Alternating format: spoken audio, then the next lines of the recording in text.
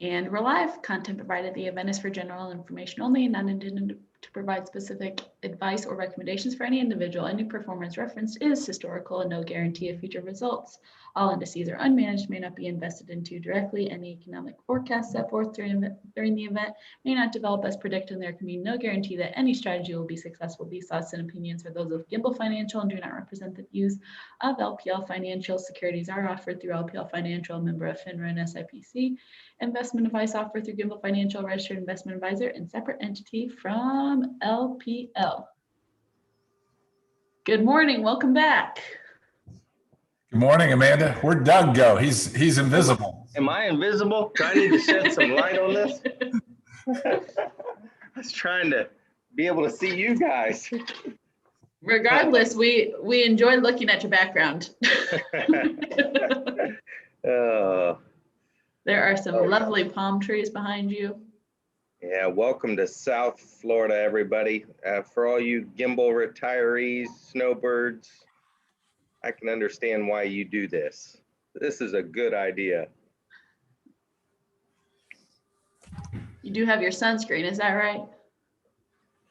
I was telling you, yep, like to wear the zinc. Got the zinc all over myself. I look like I wear shirts, hats, sunglasses. Look like a beekeeper down here. Good. Well, we love to see it. We love to see you get away and enjoy that sunshine and time with your family, but we appreciate you being with us today. Yeah. I've seen some of our friends down here. I had a Easter breakfast with a attorney that we like to use, and that was a lot of fun. And there's a lot of Hoosiers down here, a lot of Midwesterners. That is awesome. What have I missed in the stock market? Have you guys made any money?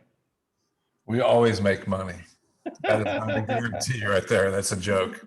To scrutinize that statement. That's I would throw that out there that any of our viewers or anybody out there that wants to know for sure how a scam is a scam, if they always make money, it's a scam, okay? So Bernie Madoff always made money for his clients, and they were fat, dumb, and happy until they weren't. So there you go. Yeah, that's exactly right. We had a client once ask us that. How do you avoid being scammed in the stock market? And that you're probably going to lose money from time to time. Matter of fact, some of the best traders out there in the world, if they could make, let's say 100 trades a year, if they got 50 of them right, they'd be superstars.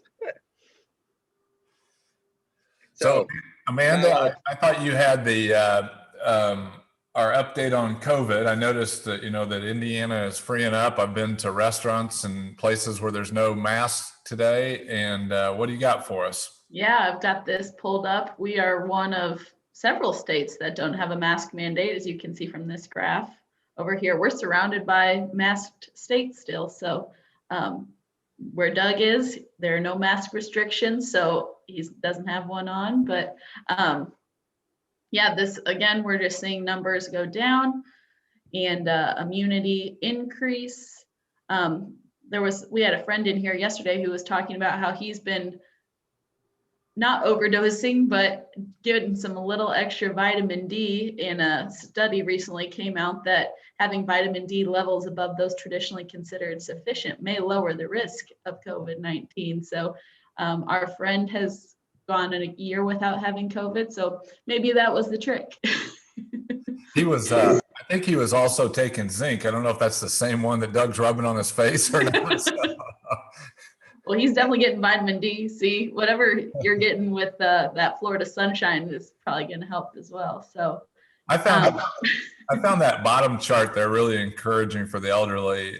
We've talked about the bell curve and the drop off, but look at that number for the long-term care facilities, how the number of deaths have dropped off. And my uncle's in an assisted living here in Indianapolis area, and I'm able to go see him again. And so something they're doing there is working out pretty well. So that's really cool. That was one that stuck out to me as well. It's we are looking forward, and there's optimism Always has been, but we're seeing it with the math now. Yeah, and then if you scroll up there to the top, Amanda, in case you were concerned about touching something, that one pretty much says there's a 1 in 10,000 chance of you touching something that you're going to get COVID. So if you're still wearing your rubber gloves, you can probably take them off and just use your hand sanitizer. And keep in mind, the next 10 guests to Gimbal Financial can have some Gimbal hand sanitizer. Don't be the 11th. That's right. Don't get left out. Don't we have some event that they're coming by here next week anyway, Amanda? Yeah, April 15th, we got our food truck fun day. We'll have plenty of hand sanitizer. Hey, I am looking forward to that. And that was scheduled before we knew that the mask mandate would be lifted. Is that right? And so this just happened to work out beautifully. And hey, you know what? You need to come regardless. And if you are more comfortable wearing a mask, then that's what you need to do. That's something I've observed around here in South Florida that I've really appreciated, is when we've gone out to different places, there's still some people wearing masks. That's what they need to do to get out and to mix it up with people. And so whatever you need to do to get out and see your loved ones and enjoy your friendships, do that. And so come by. We'll have some masks. If you need a mask, we'll have that too on April 15th. I was reading a Revolutionary War book this week, and I think I read that too.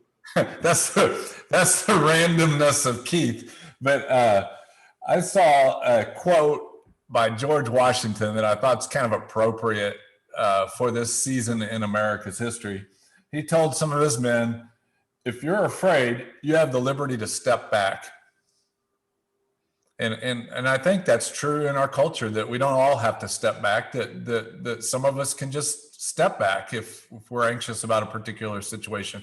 I do that all the time about things that I'm anxious about. I'll just step back from them. I do it in the stock market. If I'm anxious about a stock or a situation, I'll just step back from it. But I think as our culture can look at one another and just give each other the room to step back when we need to step back, I think it'll be a huge opportunity for building bridges. Yeah, I think so too. Yeah, we had a fun event yesterday. Colton and I were sitting out by the seawall watching dolphins, and a couple came by in their kayak, and she had a mask on and he didn't. But they just both talked to us, and we had a great time. And so let's definitely not let those biases or feelings stop us from doing stuff. Doug, what do you need to talk about today? Well, I was going to talk about a few things. One of the things I wanted to go over was a couple thoughts on the balance sheets. And with that in mind, there's a couple ways to look at it. Corporations have balance sheets. Basically, it's a scorecard for a moment in time, where on a balance sheet, they might take a picture of assets, things they own, liabilities, things that they owe on, and kind of a bottom line number. And these moment in time scorecards normally take place on an annual basis, sometimes on a quarterly basis. And it's a great way to see the health of a company. And so I had one. See if I can, I'm struggling to see my screen. Okay. Hopefully this will land on the right spot here. Let's see, sorry. Where did it go? I do enjoy seeing that there is not a cloud in the sky where you're at. Yeah, that is very true. I think I've got Market Smith here. There's Market Smith. Oh, that's not what I wanted. Well, I'll pull up this one because this is really where the rubber meets the road. This is what I wanted to get to eventually. But take a look at this. This is your balance sheet. Well, we don't really, see it. You don't see it? You just got to share it. You got the right screen pulled up. I know you do.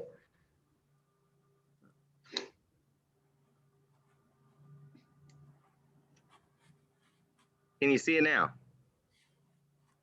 There we go. Yes. I see that. Okay, this is your balance sheet. Well, really, it's John and Jane's balance sheet, but this is a creation of Keith and Amanda's. And our goal with this balance sheet is to help you get a snapshot, have a conversation of where your money is. And we may not be able to, give this to you to take or walk away with, but we can have this as a conversation. And really what we want to do is focus on, what assets do you have? What liabilities? What are some of the things that you owe some money on?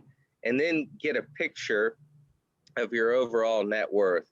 And some of the things we do is we start off up top on the assets like savings and checking and money market. Those are your most liquid assets, meaning you can get your hands on that pretty quick.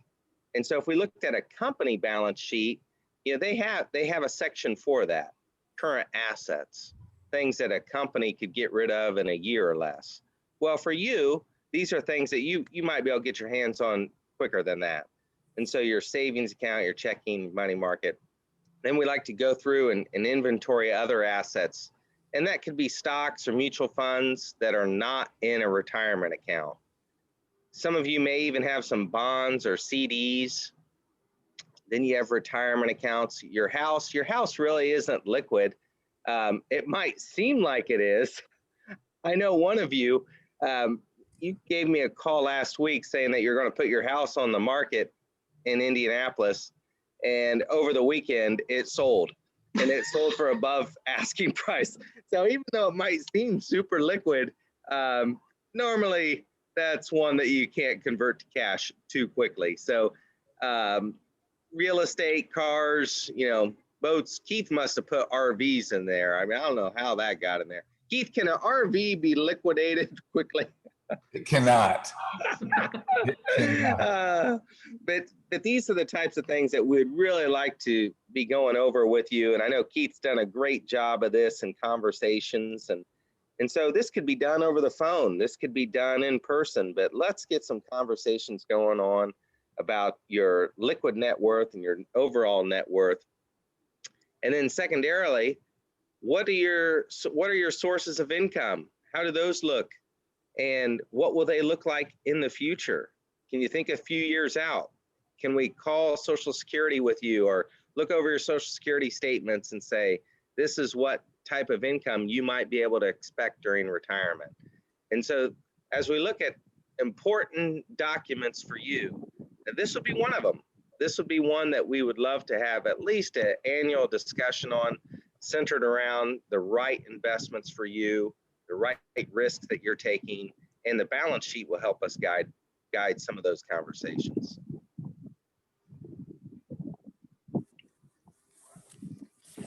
Give us a call.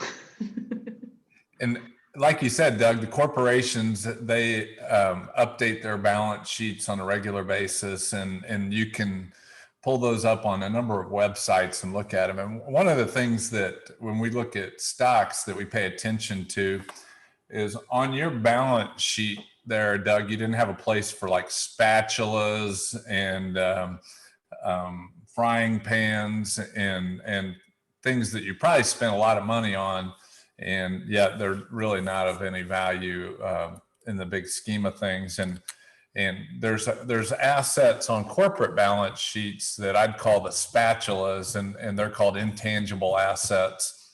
And an intangible asset is essentially if somebody wanted to come buy Gimbal Financial for $50 million, there's a true value of Gimbal, and it's not $50 million. And but we would welcome that.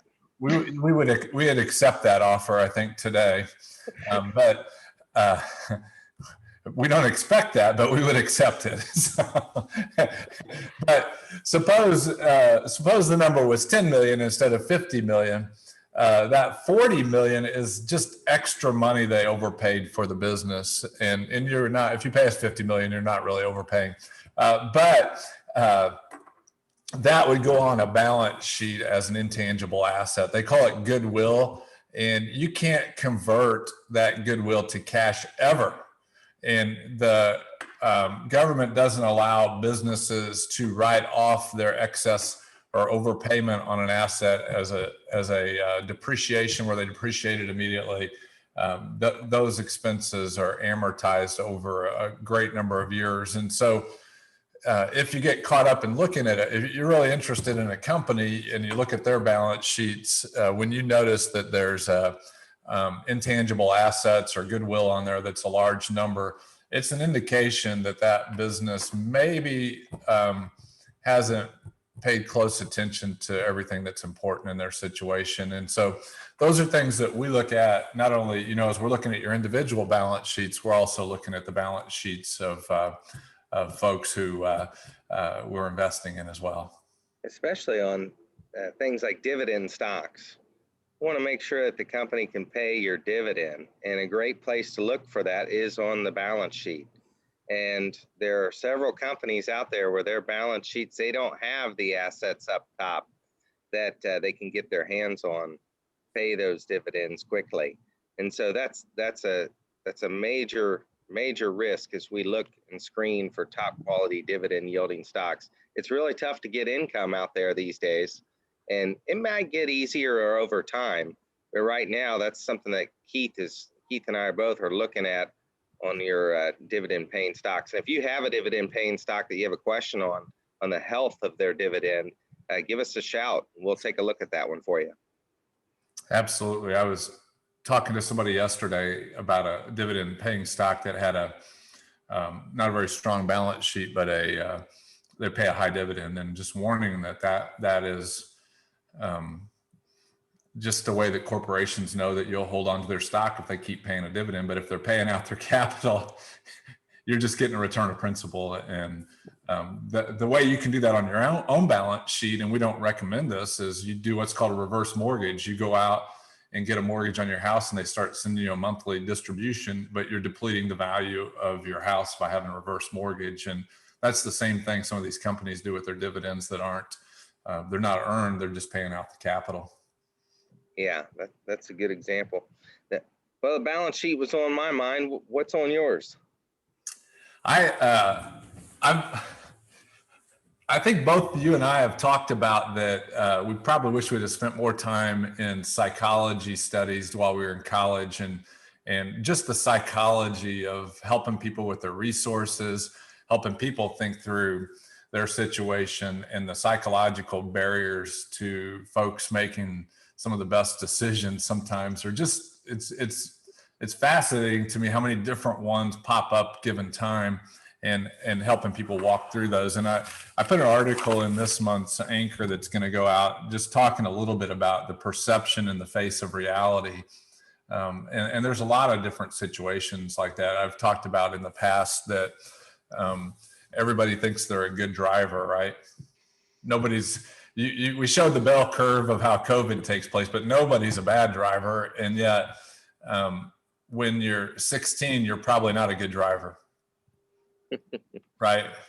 And insurance companies believe when you're about 25 or 26, you become a better driver because they lower the rates on those 16-year-olds at that age. But say you're 76, are you as good a driver at 76 as you were at 26? And are you able to be honest and objective on that kind of thing? And so there's all kinds of ways that this fits in. But I was thinking of a couple different things in this article, and I was talking about, suppose you retired in 1990, 2000, or 2010. Okay. We have clients along all of those different spectrums there. And you took $1 on that retirement date and put it in that special drawer you have in your house. You guys have one of those drawers? A catch-all drawer or what? Exactly. Junk drawer. Yeah. So you put that $1 in there, and you left it alone until today. Okay. Would you all three, the 1990, the 2000, 2010, would you all have $1? Sure. You all have $1, but the value of each of those dollars would have depleted over that period of time with the idea of inflation. And the number I put in there was the 1990 retiree's dollar is now worth 51 cents. Oh, are you serious? Really? Yeah. Yeah. I would not have guessed that. I would have guessed lower, like 80 cents or something, but 51 cents. Yeah. Yeah. And so then the 2000 retiree, their dollar is worth 67 cents, and the 2010 would have been where your guess was, 84 cents. And so just that little idea of the dollar in your junk drawer, because what happens if you retire in 1990 or 2000 or 2010, there's this psychological idea that you lock into your mind the cost of things, that what they were when you were working, right? Like the way, you know what wages were when you were work, but when you came out of the workforce, you don't really understand wages so much unless you've chosen to stay in touch with that. And so that becomes a problem sometimes in the decision-making grid. So an example of that problem of one of our clients, they're in their 80s and they need somebody to come into their house and to help on a daily basis. And the going wage for that role is about $20 an hour. Right. And to that person that retired in 1990, that $20 is just an astronomical, you know, that they think that's what their doctor would charge or something like that. And on average, I'm not saying all of you, some of you understand this, but that becomes a burden, a challenge to using your resources very wisely for that. And in that, the inverse of that was if you said, okay, today I need to set aside money that represents the dollars that I put in the drawer there today. How much will I spend? The person that put the dollar in the drawer in 2000, they need $1.98 to replace the dollar of buying power. The person in 2000 needs $1.50, and the other person needs $1.20 to get the same buying power when they put that dollar in the drawer.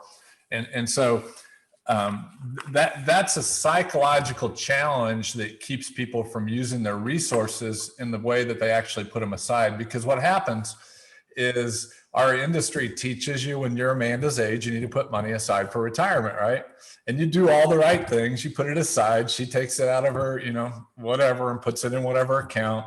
And then one day Amanda's going to be old like me. And the process is, I don't really want to spend this money now,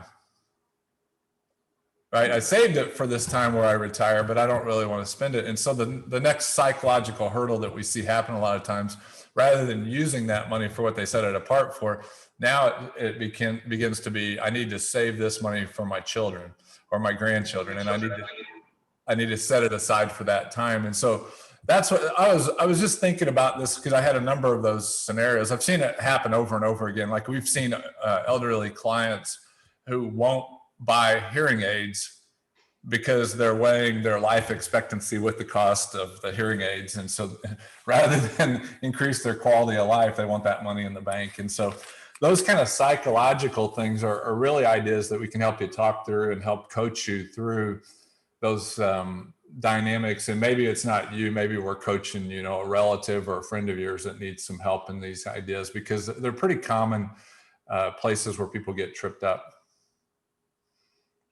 Yeah, man, that's some amazing feedback on the perceptions of psychology. And I know I battle those myself, just even as I'm saving and thinking about the future and what my life's going to be looking like in the next 15, 20 years. Like I see a lot of retirees down here, and I wonder, what will that look like for my generation? Will they be able to come down here? What type of folks are going to come? Will they want to come down here? I don't know. But you have things that are important to you, and a lot of times those non-financial things end up driving financial decisions. And that's why we like to have several conversations with you, not just about the balance sheet or the numbers, but more even equally or even more important is, what are you about? What's most important?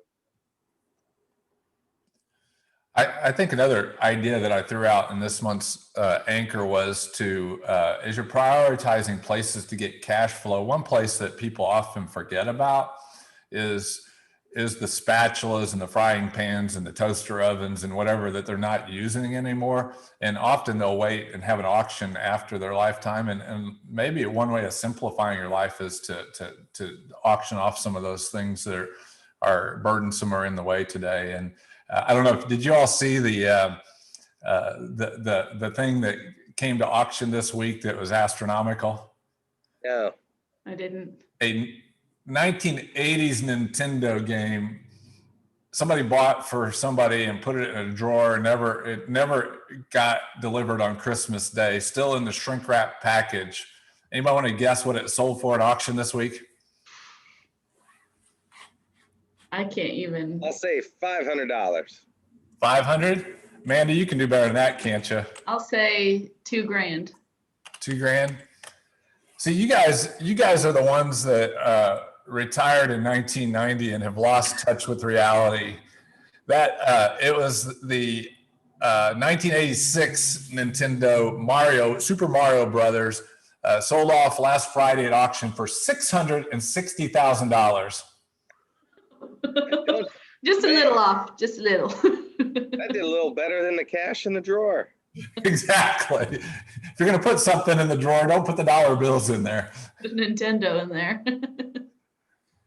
And I throw that out there to any of you that happen to be stuffing money in random places because you're afraid of tomorrow. Keep in mind that in 20 years, those dollar bills you're stuffing aside probably aren't going to be worth what you thought they might be worth. So we can help you reinvest those as well. That is great advice. We did. What were you saying? We did when we auctioned off Mom's possessions. One of my high school friends was in charge of the auction. I was too emotionally attached to actually go to the auction, and so I just stayed away and waited till it was over. I didn't want to get any, I didn't want that thing that I loved in their house to go for $1.72 and me get a bad attitude about it. So I stayed away. But my friend called me. He was holding up a picture, auctioning off the picture and getting ready to hand it to the buyer. And he ripped a $100 bill off the back of it before he handed it to Mom. Mom had hid some money. And so I'm sure that $100 wasn't worth the $100 she put it behind that picture to begin with. So don't fall into that trap. Noted. Well, that's great stuff. Doug, you got anything else? No, thanks for spending another week with us. I know I missed you guys last week, Good Friday, and we'll look forward to doing this all again next week. In the meantime, I hope you join those kayakers behind you for a nice kayak. I'm planning on it. I'm going to see you guys next week. I'm going to throw on some hiking boots and see if I can't do a little physical workout. So I'll report back to you the outcome when I come back after next week. We'll look forward to it. Come back, take the $50 million offer. Right on. Thank you, guys. See ya. All right. Have a good one.